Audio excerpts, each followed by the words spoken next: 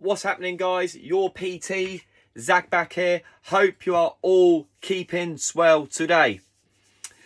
So for a lot of you who would have voted on what platform, because you guys couldn't decide which one, because one moment it was this to be a podcast or this one to be on Instagram TV.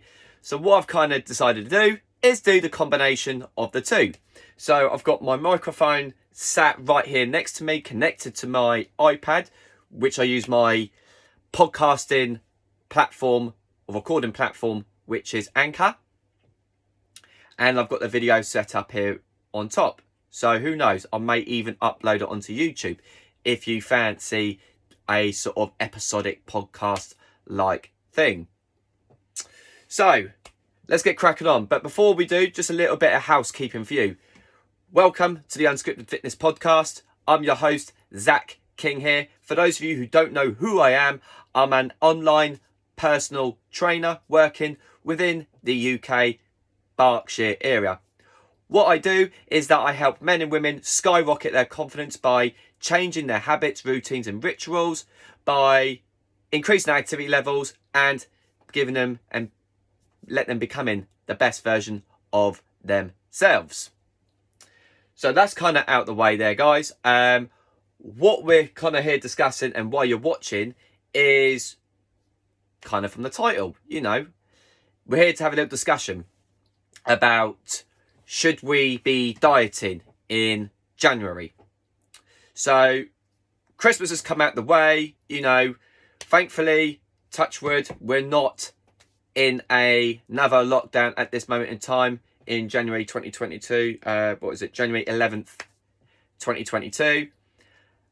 I'm getting this feeling that everyone's really buzzing now to get really kicking on with their lifestyle and improving their health. I mean, I was just at the gym just the other day and it's obvious that the gyms are a lot more busier than I've seen them since pre-COVID. So it's a sign of the times that I think things are becoming back to normal, which is fantastic at the time of this podcast. So the question I want to kind of put to you is, and I want to kind of discuss is, should we be dieting in January? Should we be looking to go all these mad, crazy diets? Should we be tracking our calories, you know, from the get-go and, you know, moving on forward from there? And this is why I'm kind of talking about it, because I'm sitting, you know, I've seen it on Facebook, you know, this gastric band kind of like weight loss thing. You might have seen me post it on my previous Instagram post back December last year, before my Facebook account and Instagram account got disabled. That's a whole different discussion. And you've seen all these different like kind of diets come through also. I mean, I was just in Bracknell, someone talking about the keto diet and stuff. And I was like, I was on the way back, I think, from River Island to pick up a package. And I just overheard it and I kind of walked into Boots with them just to kind of listen in their conversation a little bit. Thankfully didn't think much of it or didn't stay much too longer, because that would have been quite weird, wouldn't it? Especially if they went into the ladies cosmetics section and stuff. But again, thankfully I didn't do that. And also I'm seeing a lot of coaches, you know, on this platform, Instagram, Facebook, YouTube, etc., kind of promoting this, what I call cookie cutter approach of everyone, you know, tracking their calories, monitoring their calories from day one. Now I'm speaking to some of you who are probably just starting your fitness journey or literally coming back after a while of not exercising. So this is where I'm only talking to a set individual. This could kind of apply to everyone, but I'm talking to a specific set of individuals. And this is where I kind of say that this cookie cutter approach of, yes, I understand that obviously being a PT and having a nutrition qualification myself, that I understand the importance of energy balance, you know, calories in, calories out. I understand the importance of healthy eating and stuff, but there kind of needs to be, we need to kind of look at a different approach, I think, as well, especially the back end of Christmas, where probably a lot of you haven't probably been training or exercising for probably about a good 10 days or 2 weeks, and actually just starting off getting back into routines now. And that is the thing also, is that changing habits and routines and rituals is tough enough on its own. Like, you might, for example, sign up with a brand new personal trainer, right? He or she gives you all these different things, and a workout plan, to do anywhere between 2, 3, 4, maybe up to 5 workouts a week. They'll probably give you a meal plan if you kind of said for it, or if they offer it. They'll probably ask you to track your calories, monitor your sleep, drink your water. Do you see where I'm kind of going with this, really? And this is kind of alluding back to my previous Instagram post from, I think it was this week or last week, where I talked about the one thing that will kill your New Year's resolution. And that is overwhelm. Now, for probably some of you watching this or listening to this, may be able to do all these things at once. But you got to bear in mind that not everybody, and that's as where, me as a coach, I look at all spectrums as well. That not everybody's going to be able to, monitor their sleep all the time, track their calories all the time, maybe not even get to the gym all the time. All of it can be quite overwhelming things, and it can, like I said a while ago, it can kill your New Year's resolution. So you may end up having this real sense of burst of motivation to go through, but because you've overwhelmed yourself with too much to do from the get-go, what you've kind of done really is just set yourself up to go backwards and go back into those old habits and routines and rituals that you were kind of doing from the before you started or resumed your fitness journey, depending where you are, of course.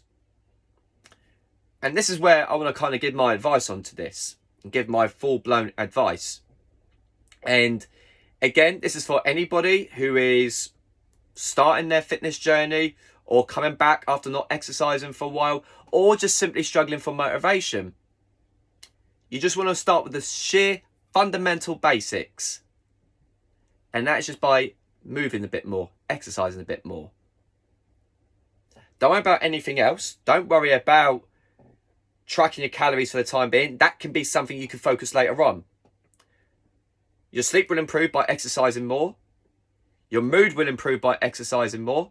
Your confidence will improve by exercising more. So why not just start with something that's going to give you that quick burst and that short phase of motivation? Because what's going to happen is, if you overload yourself with, right, I've got to exercise this, I've got to track my calories, I've got to meal prep, etc., etc., you're going to put yourself into danger of going backwards again.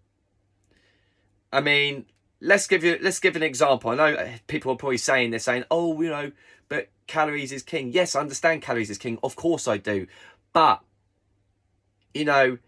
there is a fundamental basic. There is fundamentals that we can start with just by getting everyone or yourself moving a little bit more. I mean, let me give you a good example on this. And this is where, like, anybody who's restarting or who's brand new into the fitness industry, I'll do this with every single person who is new into my program, or even, again, literally is brand new to the fitness industry. Let's say, for example, I'm going to put together a name. Let's say my name's Zach. I'm Zach. I'm say 35 years old. I work a 9 to 5 desk job. I overeat, etc., but don't exercise, right? Let's say this is your calories here, right? So this is probably where it's better if you're watching on YouTube. But let's just say your calories is here at you're consuming about 2,500 calories a day, right? And you're not doing any exercise or much movement. So you're probably, when you're taken to TDE, like your BMR, like basically your basal metabolic rate, which is basically the calories you burn by breathing and, fidgeting and things like that. Also, just by breathing and living and stuff. That's your BMR, which takes a bit. Let's just say calories is 2,500. BMR, not exercise or anything, is about 1,500. Already, you've got about 1,000 calorie surplus which is why you're probably increasing weight because you're not moving more. I guarantee you, and you can try this as well without even doing anything, without tracking your foods. If, say, for example, your calories at 2,500, but then your movement levels increase, so you're burning more calories because you are moving a bit more. And let's say, for example, you continuously eat the same, but then your calories go, using your Fitbit and that lot. If you burn your calories at around about, 3,000 or something, you're then going to be losing weight just by simply moving more. And that's my point of view, is taking calories out of the equation, you can still lose weight without needing the tracking stuff. Yes, there's 3 ways you can lose body fat with regards to calories and exercise. You can, decrease your calories a little bit more, which is sometimes harder because, some people struggle to reduce their calories and stuff, or reduce your portion sizes. So that's one method. So just reduce your portion sizes. You can increase your activity levels, like I just said, without changing much of your food, or you do a combination of the two. So there are 3 ways of where you can actually create, a healthier version of yourself. And like I said, the exercise part, you notice things straight away. You feel better straight away. You sleep better straight away. Your move, you're moving more. So overall, you are seeing the benefits straight away, and that's going to keep you motivated, isn't it? That's going to keep you motivated to keep exercising more. And then once you are exercising more, then you can start looking at the finite details, like, right, let's look at my calories, XYZ calories here. Then I can start manipulating my calories to create a greater deficit for me to drop body fat and lose weight, or to be healthier on top. And then you can look at other things as well, like you can monitor your sleep, you can monitor your water. Again, the short of it is, don't overwhelm yourself too much with too much to do too soon, or don't do too much too soon. Start with the simple basics of just exercising more. Once you feel you get into a good habit and routine of exercising consistently without putting that much pressure on yourself, then you can start little things like looking at your foods, looking at your sleep. You can start looking at macros if that's your thing as well. Macros being macronutrients, carbohydrates, fats, proteins, etc., etc. And that's where you need to, my personal opinion, my method of coaching is just starting with the simples. Simplicity is always going to be the big win, especially if you live a busy lifestyle, or if January is a busy time. Especially probably for a lot of you now working, you're reaching up towards quarter end, in the next sort of month or two. It's going to be a busy time of the year for you. So that's where I probably would suggest to have a little look at that. So, but anyways, I hope that kind of makes sense, guys. I hope that kind of gives it my thoughts and opinions about should we be dieting in January. Now, again, I think yes, and I do think yes, and I do think no. I think it just depends where you are within your fitness journey, or where your motivation lies right now. And whatever is easiest for you to do, whatever easiest is for you to do. So if it's easier for you to reduce your calories without exercising, then do that. If you'd rather probably not worry too much about the food side of things and then still increase your activity levels, do that, but then just make small changes to your dietary needs. Or if you feel like you can do the combination of the two. It's that simple, really. It's that simple. It's because we see so many people, go all like, try this, try that, sign up on my plan, sign up on this plan, etc., etc. It does not, they're just trying to buy you into it as well. So, and that's just me speaking from all my passion with having what we now, 2014, 15, 16, 17, 18, 19, 20, 21, 22. Bloody hell. No, that can't be 8 years. 8 years working in the fitness industry. Mental. Can't believe that. So, and that's the thing, is I've learned so much in that time. I've had so many different shifts in perspective in that time. And I've learned from working with different people. I think that's why I believe I'm, without blowing my own trumpet, one of the best out there. So, yeah, and stuff. So, but again, that's not being arrogant. That's just me believing in my own confidence. And that's something you should do too, even if other people don't believe in you. Anyways, I'm going to wrap it up there for this little video because I'm 15 minutes in and I'm sure none of you want to be watching this much longer. I'm sure I could go on for over an hour, but who's got an hour of their time to spare? So hopefully you enjoyed this podcast / Instagram live TV video / whatnot. If you do want to listen onto Spotify, just find me under the Unscripted Fitness Podcast.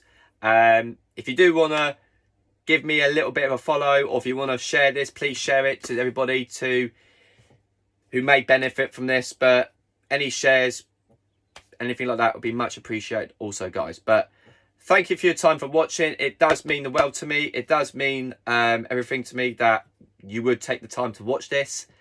And I don't think I've got anything more to say on top of that. So all I'll say is Happy New Year to everyone that I've not said Happy New Year to. And go and get it in 2022. All the best. Take care of yourself.